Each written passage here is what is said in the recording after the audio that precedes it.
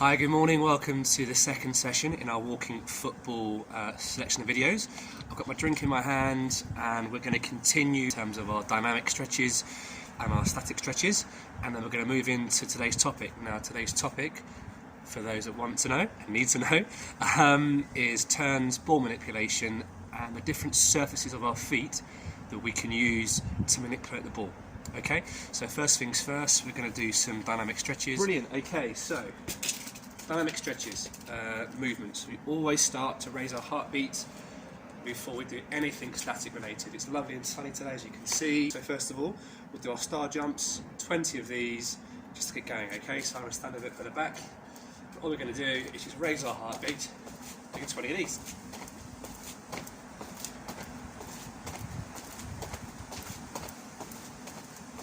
Again, remember, you can go as fast or as slow as you want, depending on how able you are.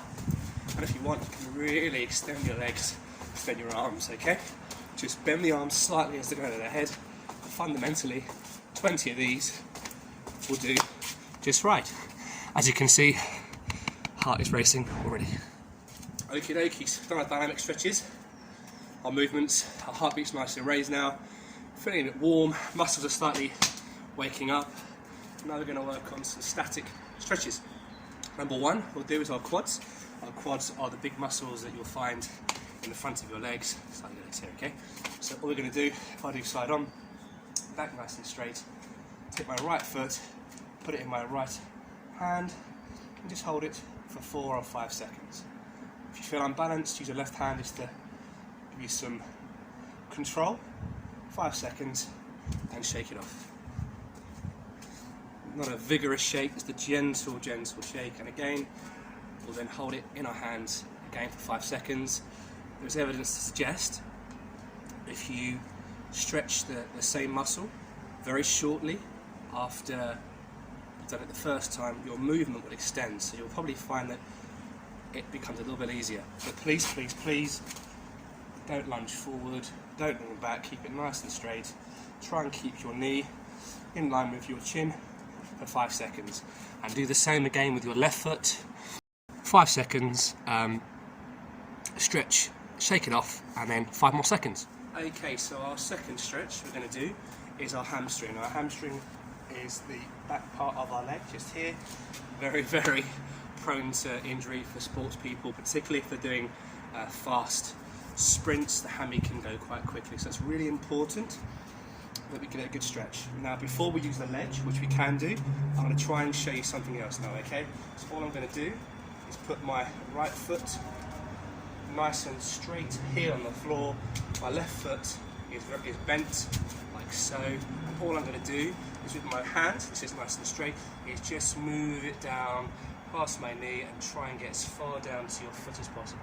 What you'll find is you'll get a stretch right in the hamstring, okay, and hold it for 4 or 5 seconds. If you can touch your toe, fantastic, but don't try and jump to get it. Just move your hand down slowly and you'll feel the stretch get stronger and stronger. 5 seconds, and then we'll turn it over. We'll shake it. So we'll do it again for a second time. So nice and straight, heel facing the front. My other leg is bent. My hand now is going down my leg, and I can feel it getting tighter and tighter. And if you can, move your your toe off the floor, maybe like slightly so you can see my toe off the floor, up. And can I touch it? Yes, I can. There we go. Hold it for 4 or 5 seconds, and then shake it off. Okay. And you need to repeat the exercise on your other foot. So exactly the same as before, but this time your right foot is now bent and your left foot is straight, and all you're doing is exactly the same. Moving your hand down your leg and feeling the stretch, which should be in this section of your leg here. Feeling the stretch for 4 or 5 seconds. Shake it off and do it again and repeat the process. So once you've done 2 stretches, well done.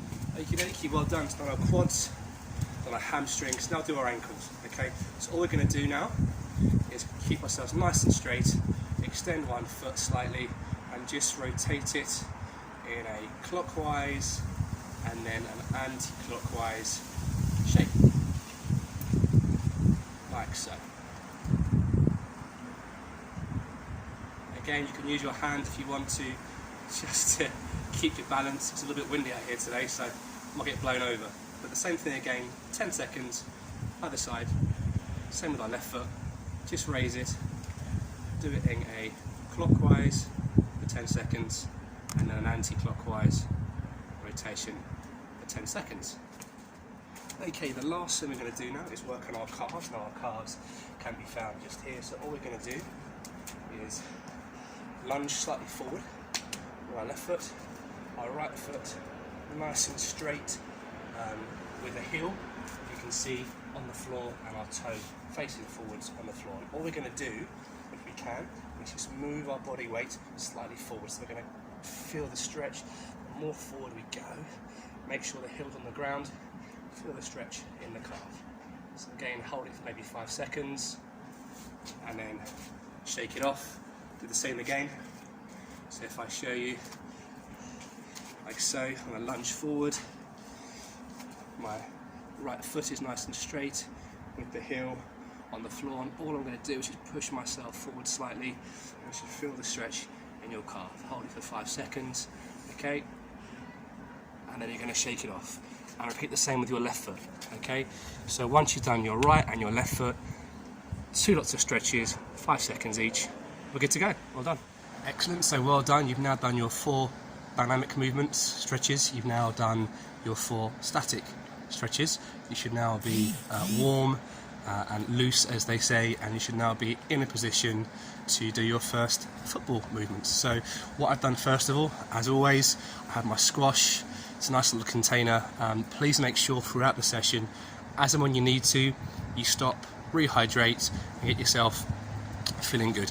What I've been told, a fantastic quote, is that if you feel like you need to drink, you already need hydrating. So basically make sure you keep drinking throughout all the exercises, and make sure that at no point do you feel like, whew, need a drink.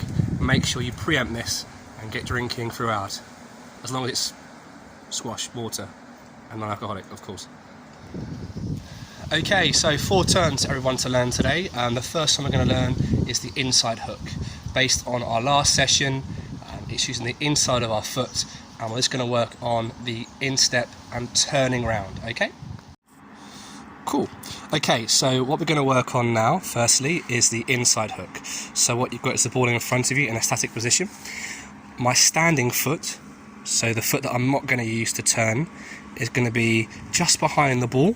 As you can see, it can either be straight or it can be slightly to the edge of the football, okay? And the reason for that being is my right foot, the foot I'm going to use to turn on, is going to come round like so. And as you can see, it's now in almost like a 1 o'clock, 2 o'clock. You think of a clock face, 1, 2 o'clock, and all it's going to do is wrap around the ball like so. So I'll repeat it one more time. All we're going to do is make sure that our standing foot is behind the ball.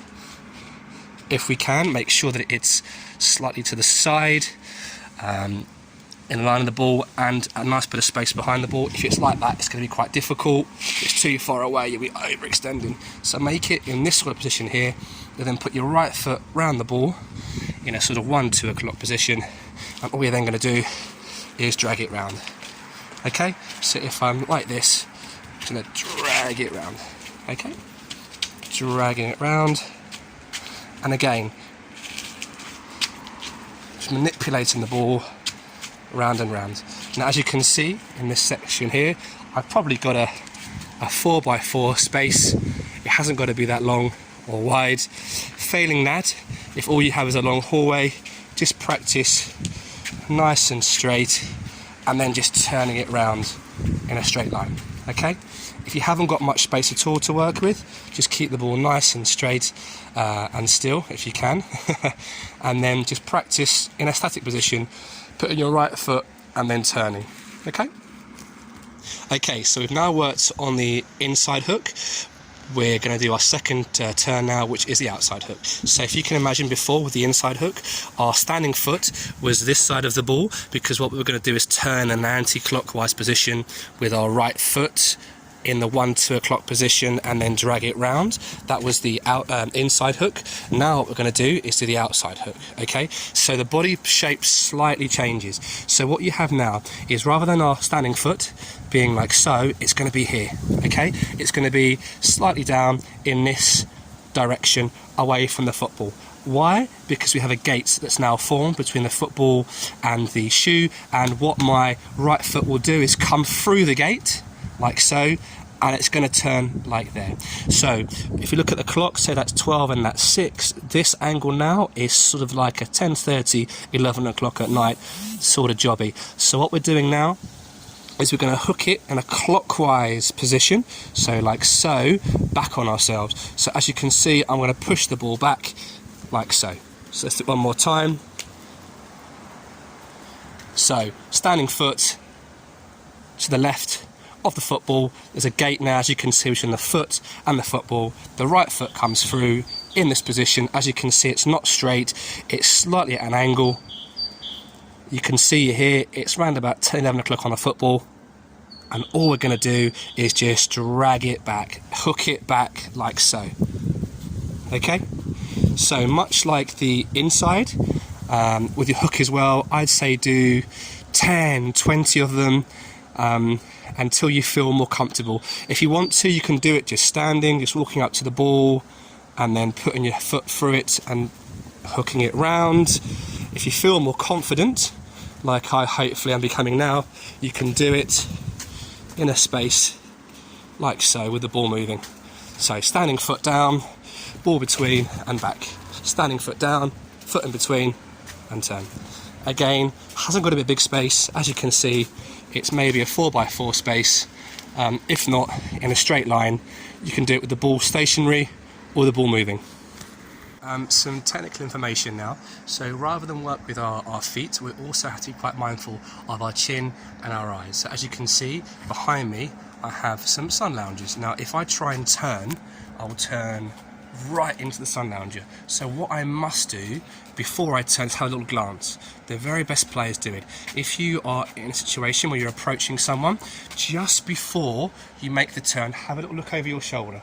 Okay, your periphery will see what's around this space here, and then you can make a decision. Can I turn? Okay, I can turn. So now all of a sudden I've got the ball in front of me, I've done a little look over my shoulder, and I'm going to turn. So as a given, please make sure you get into really good habits, and the good habit that any professional football player or a wonderful walking football player like yourself will do is just have that little glance over their shoulder, making sure that any turn they do, there is space to move into. If you can do that, you'll keep control of the football and keep your team hopefully on the offensive. Okay, so one of the most popular turns that we do, that kids absolutely love, and to be honest with you, a lot of my adult football teams love as well, is the drag back. Now, what that involves now is the sole of our shoe, and all we're going to do, similar technique and positioning of our body as it was with the outside hook. All we're doing now though is, rather than having our foot further away, we're going to bring it slightly closer. Okay, same concept. It needs to be outside of the football, not inside, not in this area here. It needs to be on the outside here, okay, in this area. The reason for that being is my right foot is going to come over the football like so, and it's going to drag it back with the sole of my foot. Okay, it's going to drag it back. So foot on the ball and then dragging it back. Okay, so just remember, we'll keep it nice and stationary to start with. We'll go through the components of it. So my standing foot is near the football, it's to the left, and the reason for that being is I want to have my right foot come straight through, as you can see, straight through in a natural position, put my right foot on the ball and drag it back. And just notice one thing, I turn in the same way the ball is, so I can see at all times where the football is. So as I turn, look at my shadow is now moving, and I'm now totally in control of the football. What people do sometimes is they drag it back and turn that way, but as you can see, you've lost the ball for maybe a second or two. And any sort of football, that could be the difference between keeping the ball and losing the ball. So the third thing is a drag back, okay? So just to repeat the process, left foot or standing foot just behind the football to the left. My right foot will then come through in a natural position, heel on top, and then as you can see it drags it back like so. And the more confident you get, the more you can have a moving ball, foot on it and turn. As you can see, foot on it, shoulder checked and turn in the space. Foot on it, turn, foot on it, turn. Okay, so number 4. So one of the most famous turns, maybe if not the most famous turn, is the CRUYFF turn, named after the very famous Dutch footballer Johan Cruyff. Now, it's slightly different to the rest of the turns we do, because this time our standing foot is going to come over the ball. So before, as you can see, our foot has always been behind the football, but this time with the CRUYFF turn, our standing foot, the foot that we're not going to use to turn the ball with, often can be found next to the football, because all we're going to do with the CRUYFF turn is we're going to put our standing foot like so. The foot we're going to use to turn is going to come over like so, very similar to the inside hook. The inside hook, we push the ball round, and the standing foot would be obviously this side. With the CRUYFF turn, we're putting our standing foot next to the football. Our right foot, the foot I'm going to use to turn, is going to push the ball back through the little gate we have, like so. And then the last bit is the touch off with the left foot. So let's repeat it again with the CRUYFF turn. Often it's disguised as a pass or a kick. So you put your left foot down, you go to pretend to kick, you turn your foot over, you push back and through. One more time. Let's do it one more time for you. So, as you can see, my left foot is pretty much next to the football. My right foot comes over, like so. So now, as a gate, the right foot is literally at 12 o'clock, maybe even 1 o'clock behind the football, and then push back and through.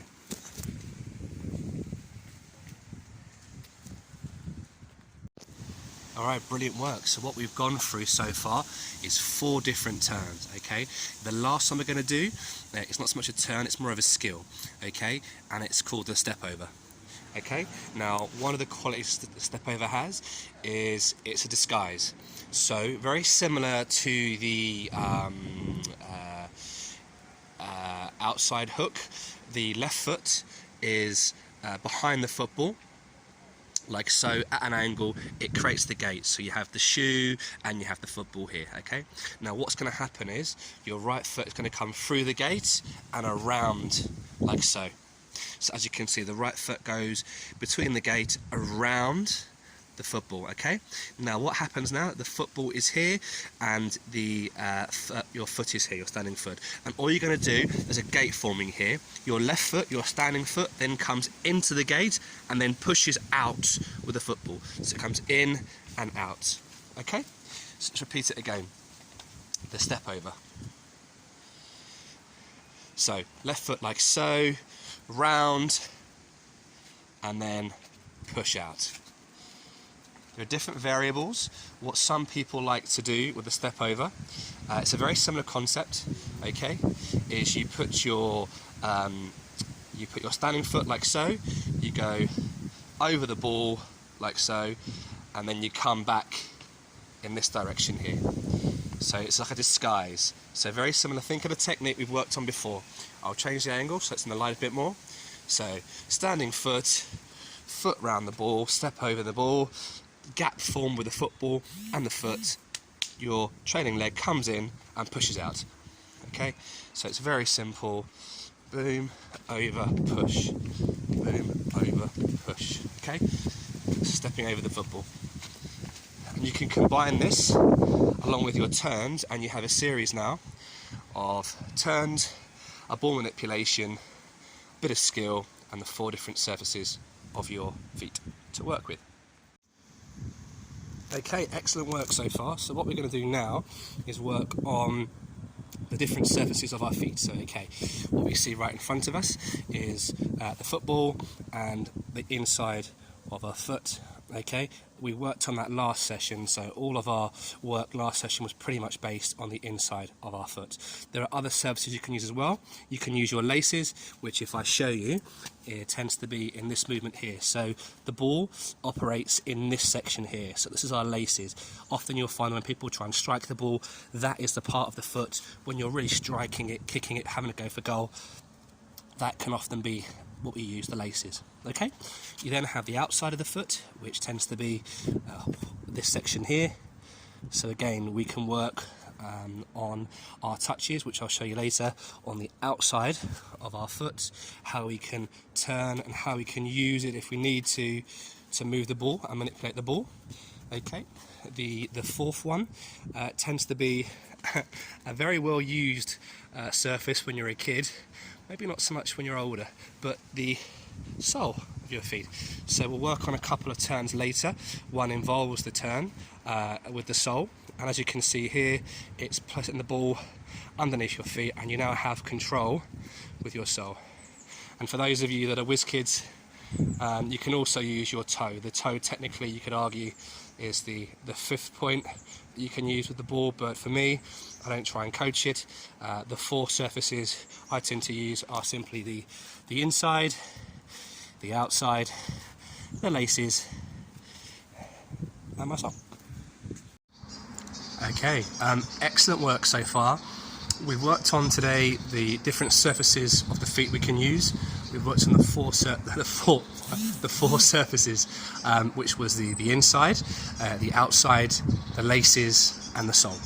And in some capacity, we have used all four of these surfaces to work and manipulate the ball into turns. What we're going to do now is work on some reference points.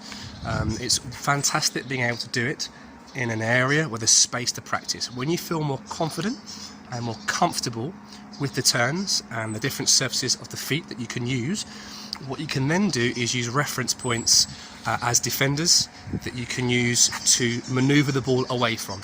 Now, as in the last session, we spoke about not everyone has access to cones, and for the sake of a bit of humour in these times, I have decided to use other things. So what I have right now is a gym mat, and that is going to be placed as a defender.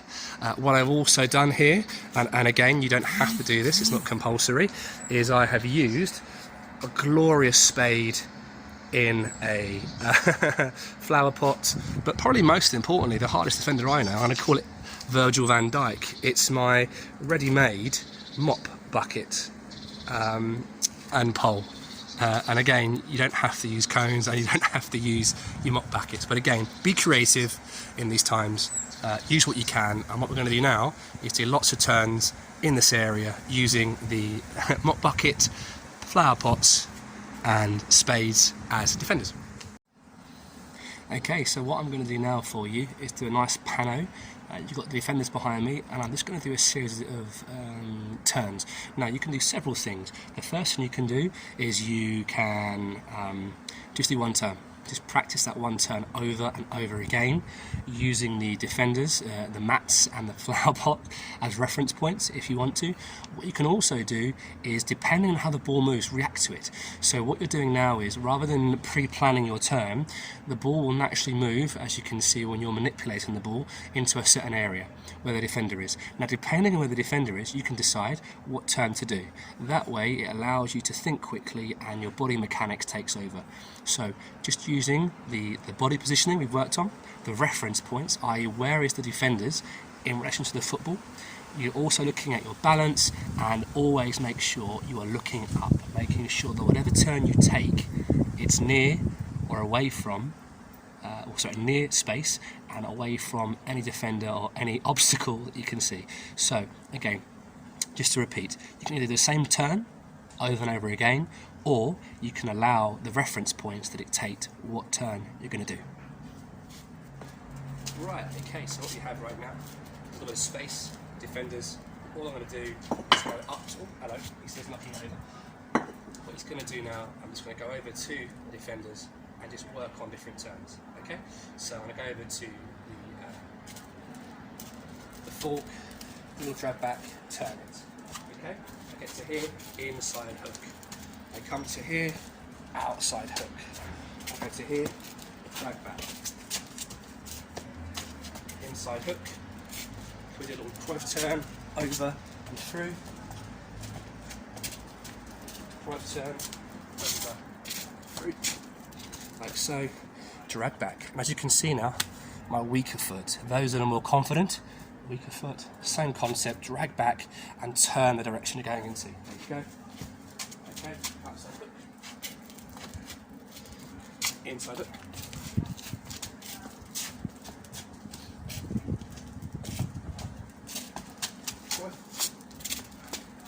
Drag back. So again, it's completely up to you.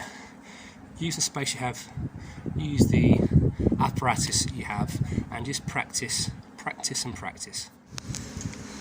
Okay, so bird's eye view now.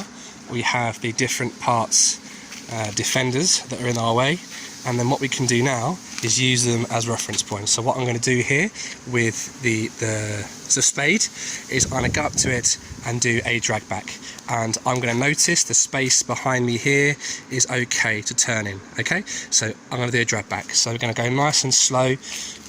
Okay, I'm going to use my laces and the inside of my foot. I get to the defender right here. As you can see, the defender's on me. I want to shield myself, so I've got my body between the ball and the defender, and all I'm going to do, having had a little look around, is do a drag back, and I can see now there's some space to move into.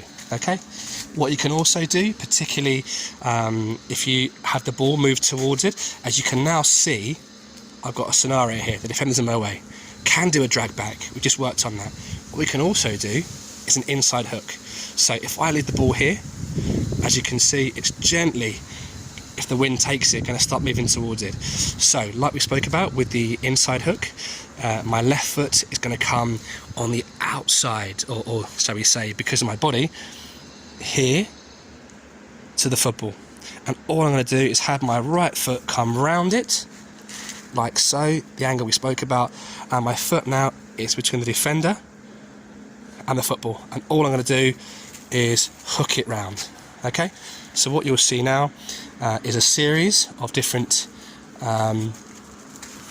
turns which involve shielding the football between the defenders, which you've now put on the floor, and the football.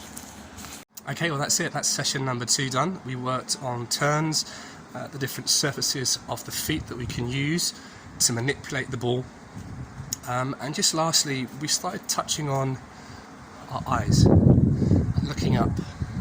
If we can get into a routine of doing that, not only when we turn, but every touch of the football, every second touch, get your head up, it will improve A, your ability to spot a pass, and B, maybe to look at the space that you can move into. The next sessions we're going to work on dribbling and passing, so plenty to look forward to. But all I would say is this, make sure that you rehydrate after every exercise. At the very end of the session, make sure you do the static stretches to give yourself a good warm down. That's really important after an activity like this. Lots and lots of stretching, static stretches, because you're already nice and warm, just to give your muscles a little bit of TLC. I'll leave you with this. So one of the most popular and famous London footballers of the last 20 years, Frank Lampard, who now manages Chelsea. He joined Chelsea and he noticed straight away the dedication of a particular pro called Gianfranco Zola, who would stay behind and practice and practice. He practiced free kicks and he practiced penalties. So what Frank Lampard did is he would stay behind and practice free kicks, practice penalties, and often alongside that he'd push himself some more by doing extra sprints and extra bits of running. So I'll just leave you with this. The more practice you put in, the better you'll become. So whatever you put in, you'll get out. So if you have 5-10 minutes, please make sure you practice, okay? As you know, it's very challenging times at the moment. It's uncomfortable both physically and mentally. So all I'd say is this, the exercise you do here has great benefits for you, both mentally and physically. So all I would lastly say is stay safe. Thank you for watching, and I hope you have a wonderful day, and I'll see you again soon.